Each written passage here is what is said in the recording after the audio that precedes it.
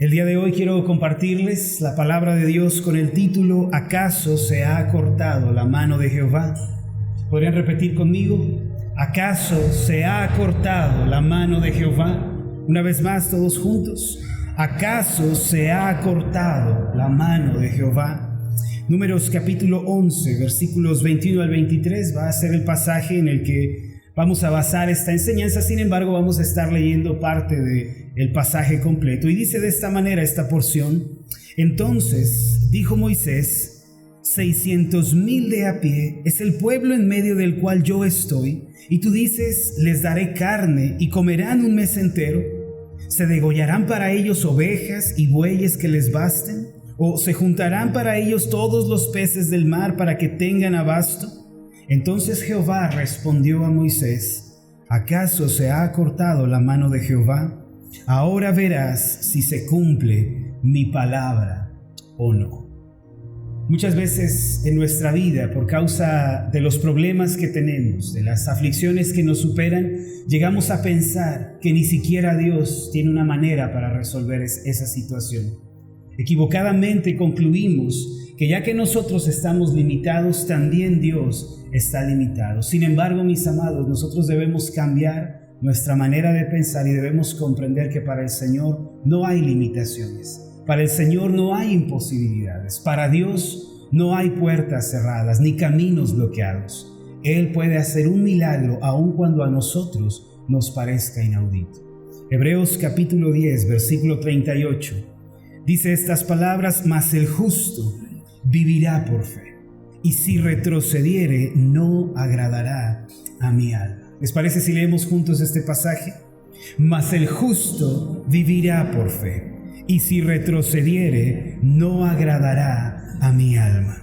Amados, Dios siempre está buscando personas de fe, personas que confíen, que descansen en su bondad y en su misericordia para luego hacer obras maravillosas y asombrosas en ellos. A Dios no le gusta que su fidelidad, su bondad, su misericordia sean puestas en tela de juicio, ni que al Señor no le agrada que nosotros desconfiemos de Él.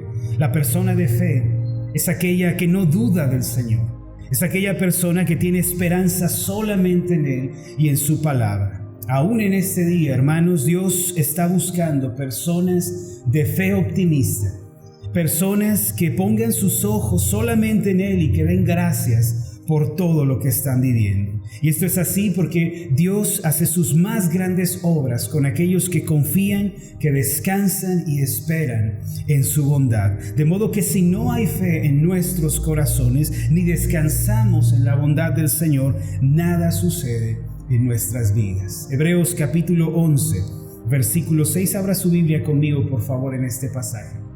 Hebreos 11, versículo 6. Aquí se nos dice que hay algo que agrada al Señor. Hebreos 11, 6 declara que hay algo que agrada a Dios. Pero sin fe es imposible agradar a Dios, porque es necesario que el que se acerca a Dios crea que le hay y que es galardonador de los que le buscan. Sin fe, mis amados, es imposible, no se puede agradar al Señor. Aquí dice que para acercarnos a Él, para acudir a Él, primero se necesita creer que Él está ahí. La Nueva Traducción Viviente dice que es necesario que el que se acerca a Él crea que Dios existe, crea que hay un Dios escuchando su oración.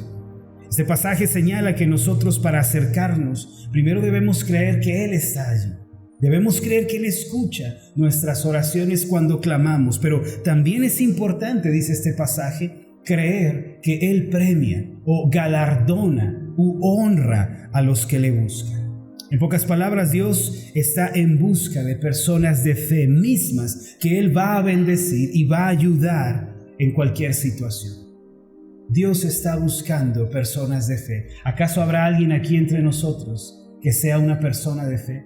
Que tenga sus ojos puestos en el Señor, que descanse en su bondad. Esta iglesia tiene que ser una iglesia que pone sus ojos en el Señor. Hermanos, la razón por la que nuestros problemas nos abruman y nos afligen sobremanera es por falta de fe, o porque la misma es débil. Para que podamos encontrar una salida a nuestros problemas, Para que podamos resolver las situaciones que nos afligen, debemos convertirnos en un pueblo de fe. La fe es la puerta de salida de la aflicción. Solo de esa manera se puede recibir la ayuda y el favor de Dios. Cuando un hombre o una mujer entre nosotros se convierte en una persona de fe, entonces tal persona puede tener victoria sobre sus problemas y en consecuencia la obra de Dios se manifiesta en ellos. Yo pregunto, ¿cuál es el problema que usted tiene en este día? Estoy seguro que todos vinimos con alguna situación que nos está preocupando. Quizá se trata del ámbito familiar, es la carga el día de hoy, o puede ser un diagnóstico, puede ser quizá que el doctor le dijo, ¿sabes qué? Vi esto en tus análisis, me da un poco de temor, vamos a seguir estudiando, vamos a seguir analizando, hazte esta prueba de sangre, hazte esto, hazte aquello, y eso comienza a ser una carga para usted. ¿Cuál es el problema que tiene? ¿Cuál es su carga? ¿Cuál es el nombre de esa aflicción? ¿Sabía usted que la puerta de salida de ese problema y la solución para esa carga es la fe en el Dios bueno? Hermanos, la puerta de salida es la fe en el Dios bueno. Vamos a ver un ejemplo bíblico de esto que estoy diciendo. En Números capítulo 11, acompáñenme con su Biblia. Los hijos de Israel, ellos estuvieron en Egipto por un espacio de 430 años. Generaciones y generaciones de israelitas estuvieron allí, siendo esclavos de los egipcios, sufriendo terribles dolores y aflicciones, pero cuando llegó el tiempo de Dios, el Señor los liberó de esa esclavitud con brazo fuerte y los sacó al desierto. Cabe mencionar que ese desierto era solamente un lugar de paso, no era el destino final del Señor. El plan de Dios consistía en llevarlos de Egipto a la tierra prometida, una tierra en donde fluía la leche y la miel. Ya que Dios estaba con ellos, toda aflicción, toda dificultad podía superarse. Ellos solo tenían que abrigar una fe optimista en sus corazones y comenzar a dar gracias. Pero la historia nos plantea una situación muy diferente. La historia nos dice que los israelitas permanecieron en el desierto por espacio de 40 largos años y toda la generación que salió en un principio de Egipto, todos ellos murieron en el desierto sin poder entrar en la tierra prometida. Si tuviéramos un mapa, mire, no sé si se haya dado cuenta que al final de nuestras Biblias vienen estos mapas. No están allí de adorno, hermano, está para que usted cuando tiene alguna duda geográfica vaya y busque y pueda ver las distancias que existen de un punto a otro. Si tuviéramos un mapa y pudiéramos localizar a Egipto y a la tierra prometida, nos daríamos cuenta de que el camino, ¿sí?, el trayecto, no es más largo que unos 11 a 15 días a pie. Es una distancia muy corta. Pero ¿por qué los israelitas pasaron 40 años en el desierto? ¿Por qué se quedaron allí tanto tiempo? La respuesta es muy sencilla, hermanos. Es muy fácil. Por la falta de fe, por la incredulidad y por la desobediencia de sus corazones. Esa fue la razón por la cual un camino de 11 días se alargó a un camino de 40 años. En Hebreos capítulo 3, versículos 16 al 19 leemos esto. ¿Quiénes fueron los que habiendo oído le provocaron? ¿No fueron todos los que salieron de Egipto por mano de Moisés? ¿Y con quienes estuvo él disgustado 40 años? ¿No fue con los que pecaron, cuyos cuerpos cayeron en el desierto? ¿Y a quienes juró que no entrarían en su reposo, sino a aquellos que desobedecieron? Y vemos que no pudieron entrar a causa de la incredulidad.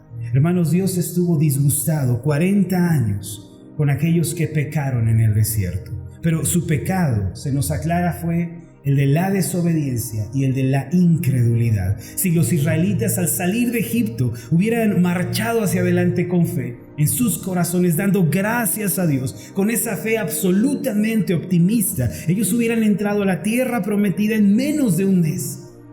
Ese era el plan original. Sin embargo, la Biblia nos dice que ellos no estaban preparados, sus corazones no estaban listos. Sus mentes no estaban preparadas todavía.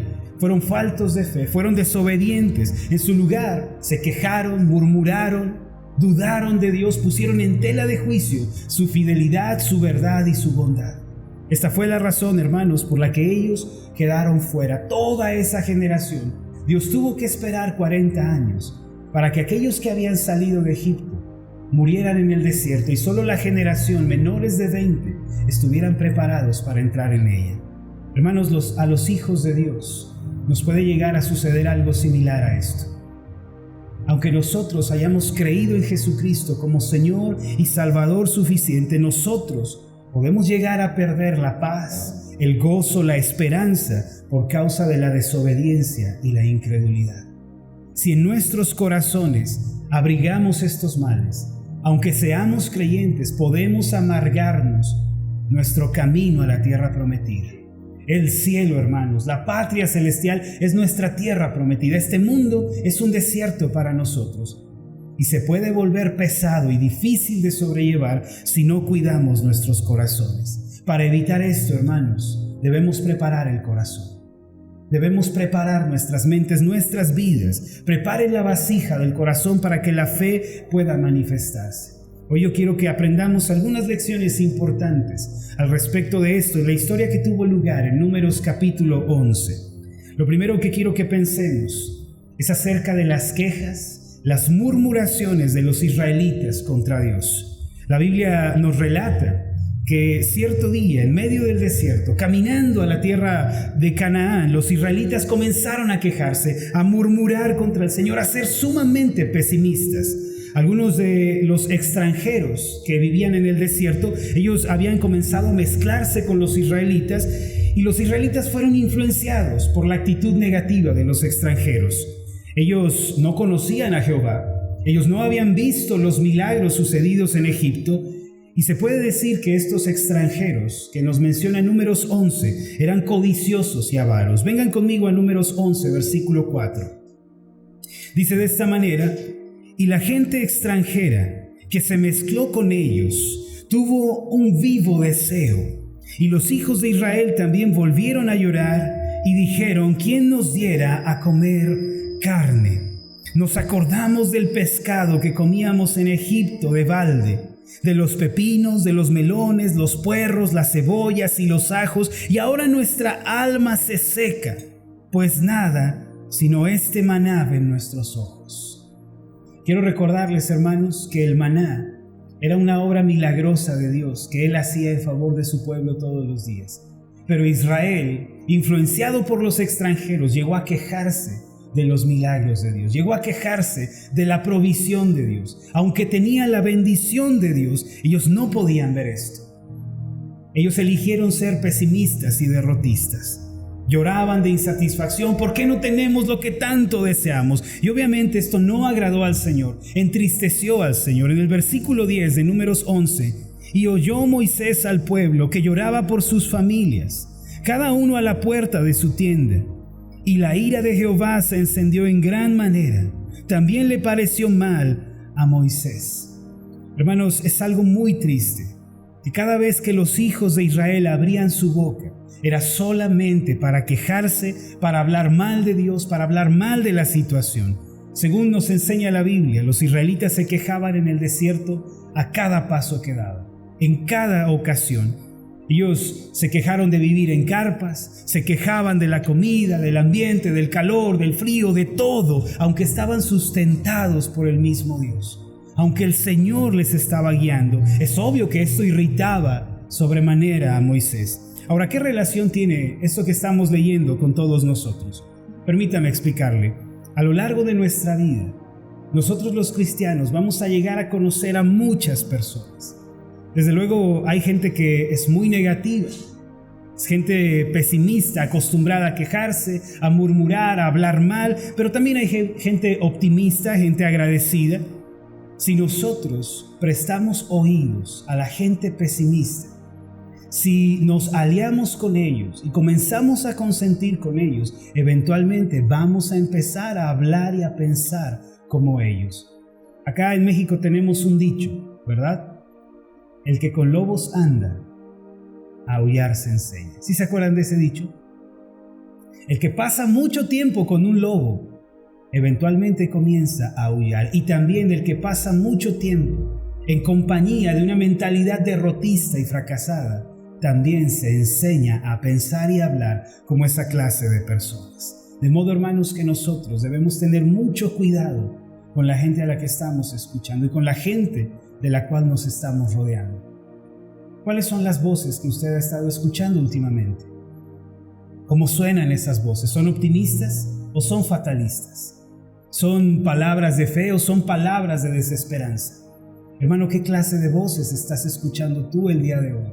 Los israelitas dejaron entrar a estos extranjeros llenos de codicia, de avaricia, no conocían al Señor y comenzaron a escucharlos. Y posteriormente comenzaron a hablar también como ellos. Se empezaron a quejar de todo. Miren, la pandemia actual en la que estamos envueltos es ocasionada por lo que conocemos como el virus Corona-19, y este virus es invisible a los ojos.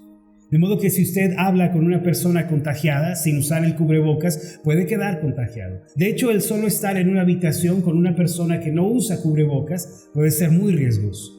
Y así también sucede, hermanos, con los pensamientos negativos, la mentalidad fatalista, las palabras de derrota. Son invisibles, pero pueden llegar a afectar nuestros corazones. Pueden llegar, hermanos, a perturbar nuestra fe. Hace algunos días íbamos de camino a un lugar, el hermano Roberto y yo, en un Uber, y en cuanto nos subimos, el conductor comenzó a quejarse. Es que todo está mal, la ciudad, las calles, y no está habiendo trabajo. De pronto uno pide un transporte y llega a tardar hasta 30 minutos. Y yo le pregunté, ¿y por qué tardan tanto? No, porque la aplicación se está cayendo, hay menos conductores, todo está mal y esto, aquello. Y no dejaba de quejarse. Y cuando yo podía participar en la conversación, le decía, bueno, seguro las cosas van a mejorar más adelante. No creo. No creo, la verdad. No creo que nos levantemos de esta. Pero bueno, creo que si trabajamos, le decía yo, podemos hacer algo, podemos reconstruir nuestra ciudad, nuestro país. No estoy muy seguro, la verdad. Nunca hemos vivido una crisis como esta. ¿Quién sabe qué va a ser de todos? Hermanos, si tú prestas atención a esa clase de voces y dejas que entren a tu corazón, te vas a encontrar hablando como esas personas. Nosotros tenemos que ser diferentes. Debemos tener una fe optimista. La palabra optimista significa una persona que se inclina a ver el lado bueno de las cosas, el lado favorable de las cosas, especialmente cuando las cosas son adversas. Hermano, ¿eres tú optimista o eres pesimista? Para que no nos volvamos gente derrotista, gente fracasada, hermanos, debemos estar protegidos por la palabra de Dios en nuestro corazón. Los pensamientos negativos van a ser rechazados cuando la palabra esté sembrada en nuestra mente. Si dejamos que la palabra de Dios dirija nuestros pasos, hermano, y hablamos las palabras de la Biblia, muy pocas veces vamos a estar desanimados. ¿Qué dice Proverbios 4, versículo 23? Sobre toda cosa guardada, guarda tu corazón, porque de él mana la vida. Miren a la persona a la par y díganle, sobre toda cosa guardada, guarda tu corazón, porque de él mana la vida. Pero en serio, hermanos, sobre toda cosa guardada, guarda tu corazón, porque de él mana la vida. ¿Estás guardando tu corazón? Hermanos, si descuidamos nuestra lectura bíblica, si descuidamos nuestra vida de oración, si empezamos a caer en la apatía, ¿sabes qué va a suceder? Nuestro corazón se va a llenar de ese polvo del negativismo, de esa suciedad del fracaso. Como hijos de Dios, ármense de una fe optimista a medida que piensan en la palabra de Dios. De acuerdo con este relato de Números 11, Moisés llegó a cansarse y a desanimarse cuando escuchó las quejas del pueblo. Él estaba agotado por la dureza del corazón de los israelitas. Y esto es lo segundo que quiero hablar con ustedes, hermanos, sobre Moisés, quien enfrentó el cansancio y la fatiga. Los israelitas eran un pueblo de cerca de 3 millones de habitantes. Se nos menciona que había 600,000 de a pie. Pero esos 600,000 eran solamente padres de familia. No estamos contando a las mujeres ni a los hijos. Y recuerden que los medio orientales, ellos tienden a ser familias muy grandes. Por eso los historiadores dicen que Israel era un pueblo de cerca de 3 millones de habitantes. Ahora piensen por un momento que esos 3 millones de israelitas lo que hacen desde que se levantan y salen de sus tiendas es quejarse y hablar mal de Moisés y de Dios. ¿No es esto algo muy cansado? Imagínense escuchar a todo un pueblo quejándose y maldiciendo y hablando mal y diciendo que todo está perdido, que nunca nos vamos a levantar. Cualquier parecido con la realidad, hermanos, es mera coincidencia. Vivimos en un mundo que también es negativo y pesimista. En Números 11, versos 11 al 14, leemos: y dijo Moisés a Jehová: ¿por qué has hecho mal a tu siervo? ¿Y por qué no he hallado gracia en tus ojos, que has puesto la carga de todo este pueblo sobre mí? ¿Concebí yo a todo este pueblo? ¿Lo engendré yo para que me digas, llévalo en tu seno como lleva la que cría al que mama, a la tierra de la cual juraste a sus padres? ¿De dónde conseguiré yo carne para dar a todo este pueblo? Porque lloran a mí diciendo, danos carne que comamos. No puedo yo solo soportar a todo este pueblo, que me es pesado en demasía. Moisés, el hombre de Dios, también llegó a cansarse. Porque los hijos de Dios también nos llegamos a cansar, también nos llegamos a fatigar. Aquí encontramos a un Moisés que ya estaba harto de la situación. Desde el momento en que salieron de Egipto hasta ese momento en el desierto, los israelitas no dejaron de quejarse y de hablar mal. Pero esas murmuraciones eran en primer lugar contra Moisés, quien estaba al frente del pueblo. A pesar de que habían experimentado grandes milagros, 10 plagas en Egipto, un brazo fuerte que vieron ellos doblegando a esos egipcios poderosos, a esos egipcios amenazantes. Ellos vieron 10 plagas de cómo Dios trató con ellos. Celebraron la Pascua, fueron librados por el Señor. Y cuando estaban en el desierto, hermanos, el Señor les dividió las aguas del Mar Rojo. Caminaron como si se tratara de una senda en el desierto. Dios había obrado una y otra vez con ellos. Cuando cruzaron el Mar Rojo, tuvieron sed y llegaron a un estanque de aguas amargas, se quejaron por eso, hablaron mal, pensaron en volver atrás. Cuando tuvieron hambre, lloraron y dijeron, nos vamos a morir, pero Dios hizo descender el maná. Y una y otra vez Israel se quejaba, y saben, eso llegó a cansar a Moisés. Un pueblo que se queja es un pueblo que cansa, hermanos. Nosotros, como hijos de Dios, aunque estemos cansados, no debemos, hermanos, como decimos aquí en la iglesia, tirar la toalla. No debemos debilitarnos. Aunque estemos cansados, no es un momento para volvernos atrás. Aunque tú te canses, hermano, tienes que aprender que no es la razón para darse por vencido. Aunque estemos cansados, debemos comprender, hermanos, que hay una diferencia entre descansar y desistir. No es tiempo de desistir, es tiempo de descansar. Es tiempo de recrearnos en el Señor. Miren, cuando yo estaba leyendo este pasaje en la semana, de verdad me empecé a molestar con los israelitas, porque si uno lee el libro de Éxodo y luego llega el libro de Números, uno se va a enojar mucho con los israelitas. Y yo comencé a preguntar, ¿cómo se pudieron olvidar tan rápido de la gracia redentora? ¿Cómo pudieron olvidar el brazo fuerte de Dios? ¿Cómo pudieron ser tan ingratos en medio del desierto? Pero ¿sabe? Cuando estaba pensando en esto, me di cuenta de que muchas veces nosotros, los cristianos del siglo XXI, también llegamos a quejarnos y a olvidarnos de la gracia salvadora de Jesucristo. A veces se nos olvida que somos salvos, que tenemos el favor de Dios y que Él está con nosotros. Al igual que Israel, nosotros también reaccionamos así. ¿Verdad que es molesto leer sobre un pueblo que se queja? Pero hermano, vamos a pararnos en el espejo y vamos a darnos cuenta que nosotros a veces también nos cansamos, pero debemos tomar una decisión. Si vamos a ser como Israel, un pueblo quejumbroso, o vamos a comenzar a dar gracias en medio de todo lo que sucede. Hermanos, debemos tomar una decisión. Hay que ser un pueblo que da gracias al Señor en todo. Primera de Tesalonicenses 5:18. Miren lo que dice este pasaje. Den gracias en todo, porque esta es la voluntad de Dios para con vosotros en Cristo Jesús. ¿Lo leemos juntos?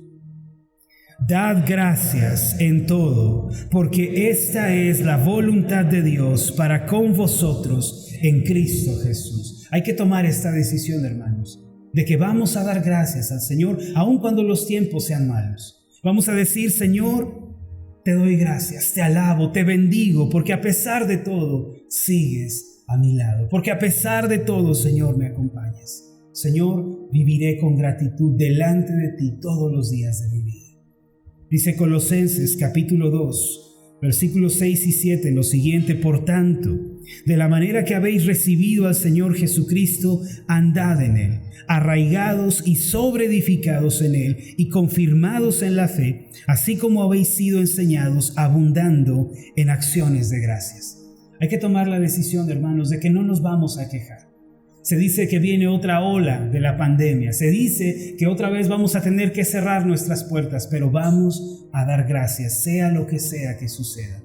Vamos a alabar a Dios, sea lo que pase, hermano. Vamos a decir: Señor, gracias. Señor, te alabo, Señor, te bendigo. Cuando estén en necesidades, hermanos, en dolor, en tristeza, en aflicción, no dejen de abundar en acciones de gracias. Sigan alabando al Señor.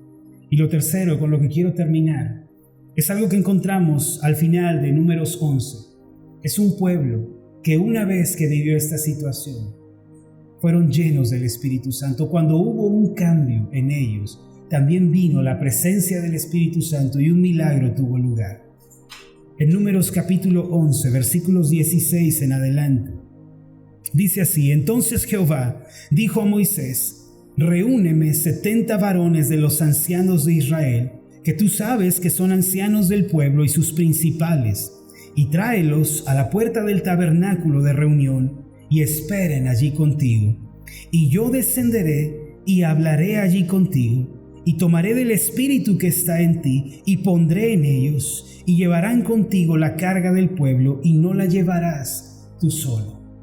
Hermanos, para que las cosas cambien, para que haya un cambio en medio de la situación que estamos viviendo, tenemos que tener la experiencia de la llenura del Espíritu Santo. Miren que Israel estaba en un momento crítico. Moisés estaba cansado, pero el Señor les dijo: reúnanse a la puerta del templo y vamos a conversar allí. Saben, este es un prototipo de la oración. Es un prototipo de cuando la iglesia se congrega para orar y para clamar a Dios. Y cuando estamos juntos, hermanos, orando, podemos recibir también la llenura del Espíritu Santo. Este Espíritu que estaba en Moisés no era otra cosa, sino la actitud y la fortaleza que él había recibido de parte de Dios, misma que otros israelitas no tenían. Y le dijo el Señor a Moisés: trae contigo a un grupo de hombres, y cuando tú estés hablando conmigo, yo les voy a dar también ese ánimo, les voy a dar también esa fortaleza que te he dado a ti. Hermanos, cuando el pueblo de Dios se reúne para orar, cuando clamamos a Dios, somos llenos de ánimo, llenos de fortaleza y de esperanza. ¿Saben por qué hago tanto énfasis en que vengamos a orar? ¿Y por qué siempre que los veo los estoy persiguiendo? Hermanos, los espero en la oración de la madrugada. ¿Saben por qué hago tanto énfasis en esto? Porque yo sé que para ser llenos del Espíritu Santo tenemos que darle a Dios la prioridad en la oración. Quiero felicitar a los que están madrugando conmigo, pero todavía faltan muchos que se tienen que sumar. Hermanos, ¿por qué no vienen a orar en la madrugada?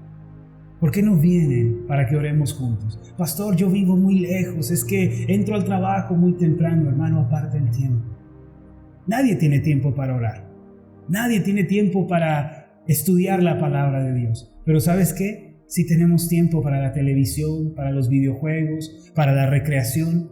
No es que no tengamos tiempo, es una cuestión de prioridades. Es una cuestión de lo que ocupa el primer lugar en nuestras vidas. Hermanos, vengamos a orar. Así como Moisés, hay que reunirnos en el templo para hablar con el Señor, y entonces el Espíritu Santo va a llenar nuestros corazones. Versículo 18 dice: pero al pueblo dirás: santificaos para mañana, y comeréis carne, porque habéis llorado en oídos de Jehová, diciendo: ¿quién nos diera a comer carne? Ciertamente mejor nos iba en Egipto. Jehová pues os dará carne y comeréis, y no comeréis un día, ni 2, ni 5, ni 10 días, ni 20 días, sino hasta un mes entero, hasta que os salga por las narices, y lo aborrezcáis, por cuanto menospreciasteis a Jehová que está en medio de vosotros, y llorasteis delante de él, diciendo: ¿para qué salimos acá de Egipto? Dice el Señor: santifíquense. ¿Qué es la santificación? Es separación.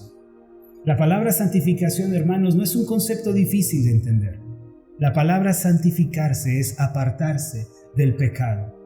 Es apartarnos de la iniquidad, de la maldad y de toda clase de desobediencia.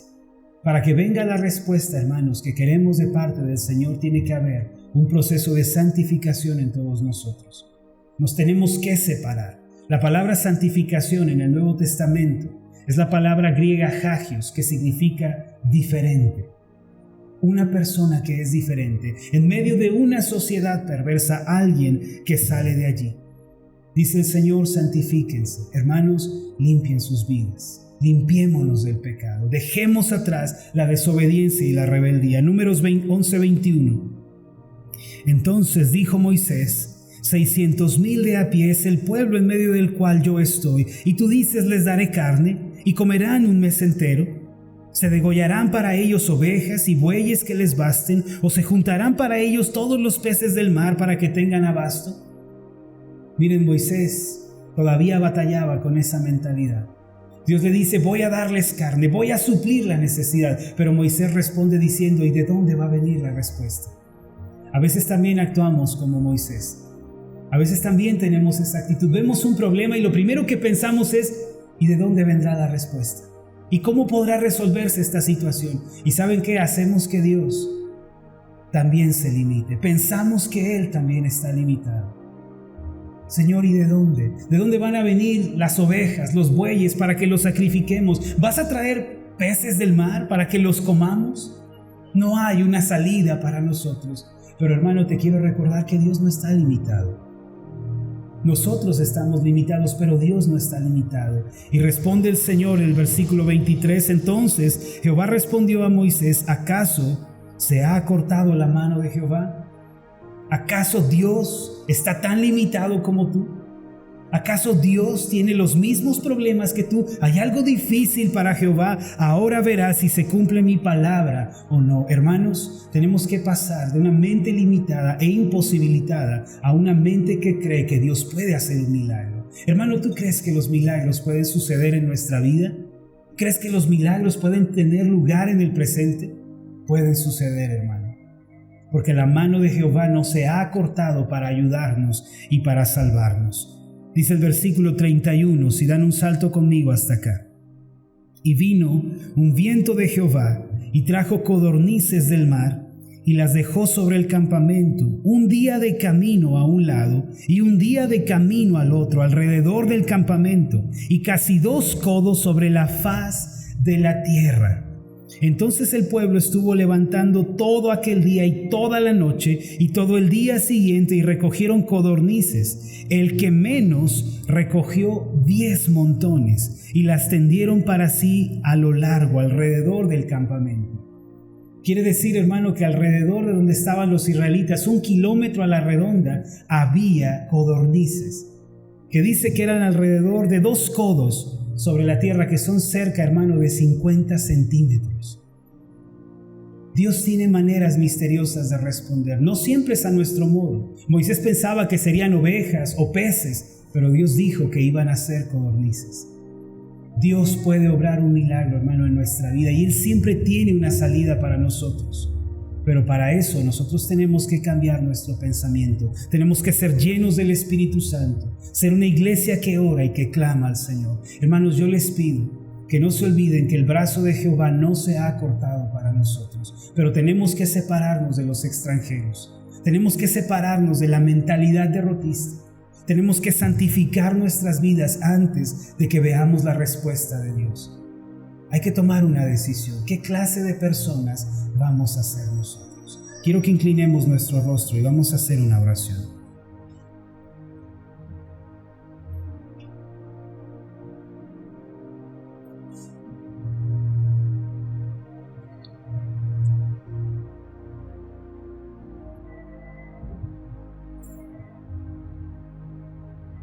Pensemos un momento en esto. Entonces Jehová respondió a Moisés: ¿acaso se ha acortado la mano de Jehová? Ahora verás si se cumple mi palabra o no. Padre Celestial, tú conoces nuestras vidas. Sabes que muchas veces estamos en medio de situaciones que nos superan, nos afligen y nos abaten también. Hemos visto, Señor, que estuviste disgustado con Israel por causa de su incredulidad y por su desobediencia. Aprendemos de esto, Señor, la lección de no murmurar, de no quejarnos, de no ser pesimistas. Aprendemos la lección de mantener un corazón guardado en tu palabra. Un corazón que elige dar gracias, que elige bendecir a pesar de lo que está viviendo. Vemos también, Señor, que aquellos que caminan contigo pueden llegar a cansarse, pueden llegar a fatigarse como Moisés y a sentir una pesada carga en sus espaldas. Pero encontramos, Señor, que tú provees un medio para refrescar a tu pueblo, y es la oración y el ser llenos del Espíritu Santo. Dios, yo te pido que esta iglesia sea encendida por el fuego de la oración. Ayúdanos a ser una iglesia que ora. Así como Moisés, que congregó al pueblo, 70 varones, a las puertas del tabernáculo, Señor, ayúdanos a ser una iglesia que acude a la oración, que clama día y noche, que espera en ti, porque entonces el Espíritu Santo llena nuestros corazones y todo cambia. Que seamos un pueblo que se santifica, Señor, que hace una separación entre el pecado y la rebeldía y la santidad y la verdad. Ayúdenos a santificarnos, porque al final tu respuesta viene, Señor. No queremos ser pesimistas. Hermano, pídele al Señor, ayúdame a ser un hombre, una mujer optimista, a dejar de ver mi situación como el final de la historia y a creer que tú, Señor, haces un milagro. ¿Acaso se ha acortado la mano del Señor? ¿Acaso ha dejado de oír nuestra oración? ¿Acaso se olvidó de nosotros? Hermano, verás el cumplimiento de la palabra de Dios en tu vida. Gracias te doy, Señor, en el nombre de Jesús. Amén.